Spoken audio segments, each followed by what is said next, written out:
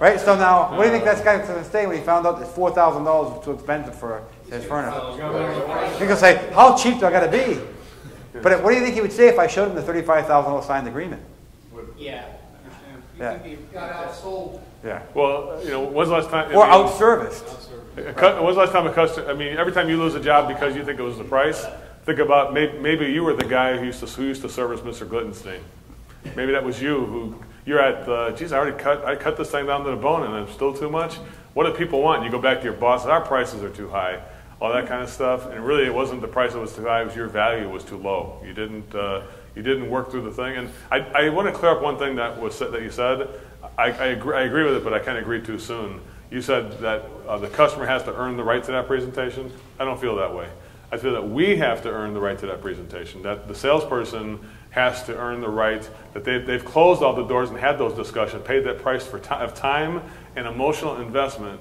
So to say, you know what, I've given these guys a relationship, a pure motive, that I made a friendship with these people, and I've given them something to lose now, because not just for myself, because I actually like these people, and I want to get them the right direction. And that's a big motivator for me. I'm going to tell you, I honestly believe that if my customer picks Rodenheiser to do their job, they made the right decision, because we will stand behind that product 100%. There is no way that we become dissatisfied. It's impossible.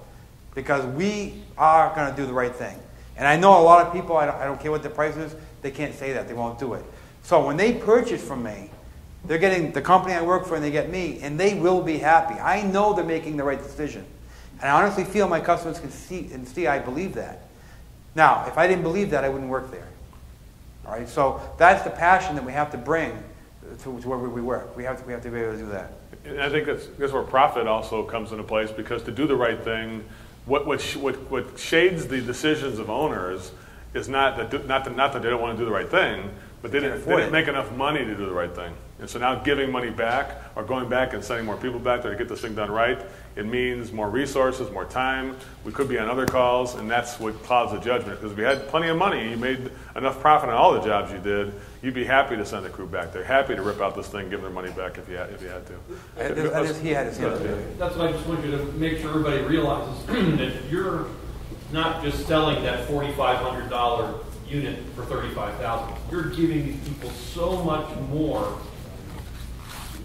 of value, service, so forth and so on. You're talking about that. Yeah, triple your sales is right, but not triple your sales for the exact same thing. Right, exactly. That's a good point, yeah. The reason why it's triple is because there's 10 times the value. Triple your value. Right. 10 times it's the more value than triple the value. The price is triple, but it's 10 times your value.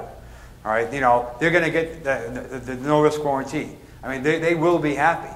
Now, listen, if they go with a $4,000 or $5,000, $6,000 furnace, there's a chance they may become very unhappy, because they're going to throw that thing as quick as they possibly can. They're not going to take the time, make sure they engineer it properly, make sure it's installed properly. They're not going to look at the duct system. You know, there's a lot of things that they can't afford to do. Right? The gentleman in the back row over there. What do you say when they mention something about the brand and the SEER level and all that stuff? People bring up a brand name. What do you Right, exactly. We kind of mentioned that a little bit. So, Rick, what kind of brand is this thing? I mean, they don't see any brands here. I mean, everybody else is giving me all this detail, and you guys just give me some kind of thing. What's the Andy Rodenheiser Signature Series? I mean, okay, that's cool, but what the hell? What kind of brand is this thing? Well, Joe, let me tell you, I'm really hesitant to even talk about brand. Why? Well, what happens is people get so focused on the brand, they really miss what's important. What's that? Well, let me ask you, what if you bought the best brand? It was the best furnace without a doubt. And when they put it in, they didn't run the gas pipe properly, right size to it. Oh, geez, that would probably not work very well. And how about if what if it was not installed safely? I wouldn't want that. I got a 4-year-old son. I can't have that at all. All right. So really, do you think what's more important, the brand or how it's installed? Nobody ever said that to me before. But let me go a little further. What if it was a great brand, but there was a problem? I bet you would say even Mercedes-Benz has a warranty, right? Yeah. Yeah. If it's made by man, they can have a problem, right? Yeah. So what happened if there was a catastrophic problem with this thing a little bit down the road, and you couldn't get the people to come back and make it right? I would probably drive it through their front window. I couldn't take that. Yeah, you'd probably have to end up paying twice, right? Yeah. Right. So what's really more? So what would you say is more important, the brand or how it's installed? It's installed safely, and someone standing behind it. I get you. Right. Okay. So the danger is, Joe, I think you might be focused on the wrong area. Now, I am going to guarantee you it is a good brand. All right. But more importantly, it's going to be installed right. What's that second option? All right. What should we do? Let's do that one. Right. See, so, and that's the truth. The reason why I don't want to get focused on that is because that's really irrelevant to a point. Now, I'm not going to sell them a cheap Jana trash or something like that, right? All right, because I, whatever it is, right? Hey, no, but I thought you said no brand names. I know, but but you know, but there is going to be a value product. But if you talk about brands a lot, what are you training your customer to do? Oh, he's saying, oh, so brand is what's important. And then what happens if somebody else is the same brand as you, but they're cheaper? What are they going to do? What if we have the same brand, but they're cheaper? Lowest price wins. All right, now, you don't deserve the sale because you taught them that you buy by brand.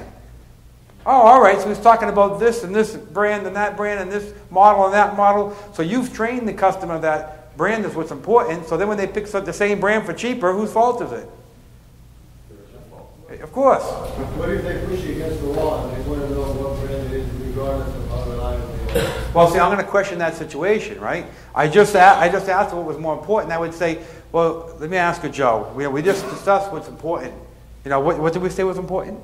The way it's installed. All right. So why are you still stuck on brand? What did I do to make it feel like the brand was more important? I don't know. I just like to see what color it is. All right. Well, all right. So let me ask you, if I was to show you the brand and show you the color, what would happen then? Yeah, if you can show me the picture of it, that's all I need to see. Okay. So what's going to happen if I show the picture? We'll get this damn thing done. Let's get that second one done. I guess I'll show you the picture then. Yeah, I mean, you know, it's like picture there's a lot of channels there. It's like, and also when somebody really, like, say, try and push you up against the wall. It's about something else. You allow yourself to get up against that wall because you're probably treading in a territory that's allowing it to happen. You've enabled the customer to treat you that way. Because I tell you what, I wouldn't participate in a dysfunctional discussion about it. We're going to try and help them with it, but eventually you just come down to say, well, there's two ways you could do this. I guess you could buy this the way everybody else sells it, or buy it from a guy who cares more about your family than anybody in the world. So what do you want to do? What should we do? You know, that's what you have to shift the focus off of up against the wall to say, yeah, you're right. We could focus on that brand all you want, but if you want to do that, just buy from. I suggest you buy from somebody else. You know, but if you want to buy from somebody who cares about your family and has the right solution that's customized for you and has the best warranties and services and has the most passion for getting this job done right, then I'm your guy. So what should we do at this point? And put them up against the wall about making that decision about, is this about boxes or is it about people serving you and doing great service for you? If you're going to buy the box, then you got the wrong guy because I don't do it that way. Yeah, Mike. So what I'm taking away from this is number one, we could self-sabotage ourselves by falling into their trap. Absolutely. Yeah, people, let's face it, if I think most sales are self-sabotaging if you don't get them. It's something you did to cause it not to happen. And if you're disrespected like that, Rick, people are up against the wall of disrespect. I say it's disrespectful, wouldn't you say? That they do that? If you're getting disrespected, you've earned that disrespect. Right. It's a bigger issue. It's not about the brand. It's about something else that's lacking. Something you did. Something you did or didn't do. So it's the objection that I created is the objection they had. Right. Guaranteed, you're eating your own disease. You are the person who's creating the objection. Anytime you hear an objection, it was something you didn't cover. What do you say it means when you get an objection? That people don't have what? Enough information. Yeah, you either gave. For instance, people will keep on telling me they have to think about it. And then I'll handle the objection, I'll get another think about it. Get another objection. Now it's time for reality time. I said, you know, Mitch, I really enjoyed my time speaking. I can tell you're a really nice guy. But unfortunately, sometimes in business, people are just too nice to tell me the truth. So when people tell me they got to think about it 3 or 4 times like this, I think what you're really telling me is no. Is that what's really going on here? Yeah, I'd like just to get the brochure and the model number because I want to do some research on that piece of equipment on the internet and see what other people write about it. It's not that I want to buy from somebody else. So you want to do the? You want to find out about this, or you want to find out? But you want the truth serum to be injected right now? Yeah. Just take it away right now. Just offer to disqualify yourself. Right. Just see what happens. I think I'm not really the right company for you. See, Joe, I think I'm not the right company. If I haven't done enough to show you, differentiate myself and my value, and about how we talked about how it's installed and safely was more important, and you still think that's important, I think maybe you should buy it from somebody else. And now he says either one of two things. What? Yes, or you're gotten down to a thing where it's like, yeah, I'm going to go somewhere else, or no. So now instead of wasting 18 days on follow-up and phone calls and crap like that, it's over, and now there's 2 things they're selling to make you be a $6 million guy. One is executing jobs when you have an opportunity. The other one is disqualifying yourself from situations that are dysfunctional, Because that are they not need up your to time. Right. Exactly. So it's not this time now, but the time that you could be. Rick and I went to a call in Providence where we were on a call. The guy's like, he's just like, it looked like the Rockies. Remember Rocky, the movie Rocky? And the cousin was it Paulie? Paulie, yeah. It's just The guy just looked like he's a Dago tee, a wife beater on. He's got a big stogie. Yeah, dude, I think it's gonna be like just need a new steam boiler. I'm like, yeah, cool, Paulie. It's like, what are you looking for here? He's like, well, I figured it'd be $1,500. $1,500. I said, Rick, you got anything for $1,500 in your steam boiler? Yeah. Thing? He's like, I could buy a boiler He's for got 15 bucks or something. gigantic 3-inch pipes that we got to break apart. Yeah. We're like, it would just take $1,500 to even turn this thing on. I wouldn't even pay $15 to get this. So it was like, you Rick, anything of that? $1,500? He goes, no. I said, how do you figure that, Paulie? How do you come with that number? He goes, well, I figure I'd go to Lowe's and get a boiler, and you guys could install it for $750. We're like, see you later. we're like, I'll tell you what, why don't you keep shopping, and if you find something, if we can help you, here's our business card. Right now, I tell you right now, is that if you're going to do it that way, you got the wrong guy. We do a customized job. We do a heat load analysis. We don't just replace boxes. We do everything, the best service. So if you're not interested in that, would you agree you're not interested in that? No, if you're not going to give me $1,500, I won't pay you $1,500 or anything other than that. That's cool. So Rick, you want to go? Yeah, and so Rick this is like our second day together, right? And he's like, yeah, I guess we could go. It's like, yeah, let's go up the stairs and get the hell out of here. Yeah. Hey, Paulie, nice to meet you. Shook his hand. No harm, no foul. We'll part as friends, right? Get in the car. Rick's like, well, how did that call went? I'm like, I don't know. I didn't waste our time there. What do you think? He's like, yeah, he's still unsure. Like, maybe this guy doesn't know what he's talking about. You know? And then he calls his call coordinator, Kristen, and he goes, yeah, I guess we're done with this call here. She goes, it's only been like six minutes you were there. He's like, yeah, that was it. 6 minutes, we figured it out. And he goes, okay, well, good thing you called because those other people just called the next block over. We could literally see in this other house we were at the backyard of the house we were just in. I see Paulie over there drinking a cup of coffee on this counter over there. He's like, there's Paulie. Beating up with some plumber. I'm like, look, we got Paulie over there. Yeah, he's beating up the other plumber.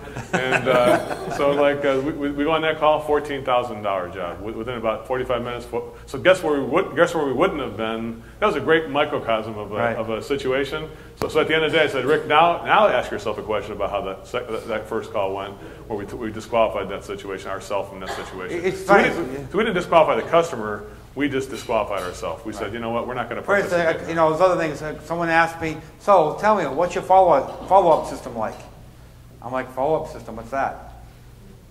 There is none. I don't follow up anything. I either know, it's yes or no at the end, that's it. 3 outcomes, yes, no, or what day am I going back? Right, That's it. get it.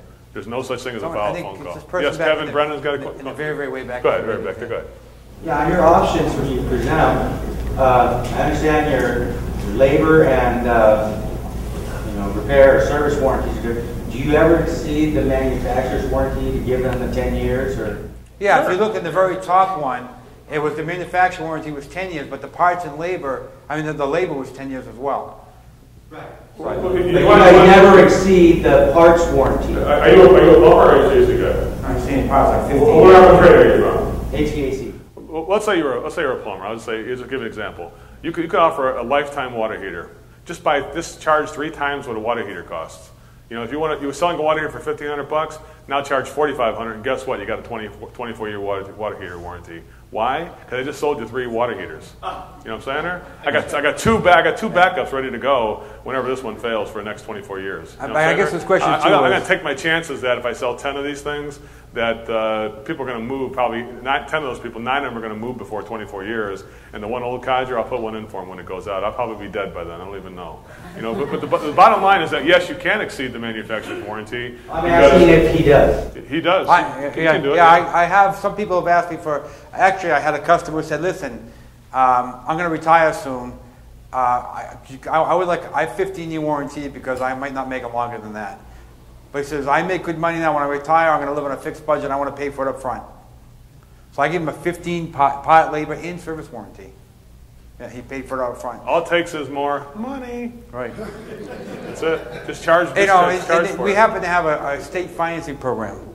He wanted to finance it all at once and get it done with. Now let's talk about the warranties. When Rick said, well, I just buy the manufacturer's warranty and double or triple it, and that's it, right? It costs like $175. And I said, no. No. You dunderhead, you're not going to do that. I said, what do you charge for planned service every year? Oh, $250. I said, yeah, double that. Right. And now you got your planned service and your warranty together. So for a 10-year program, it's going to cost $2,500 for the warranty, because that's a real warranty that you can really cover, not some BS warranty. I call it, the HVAC guys are famous for gotcha warranties. Yeah, we got this 10-year parts and labor thing. Oh, but if you don't maintain it, gotcha.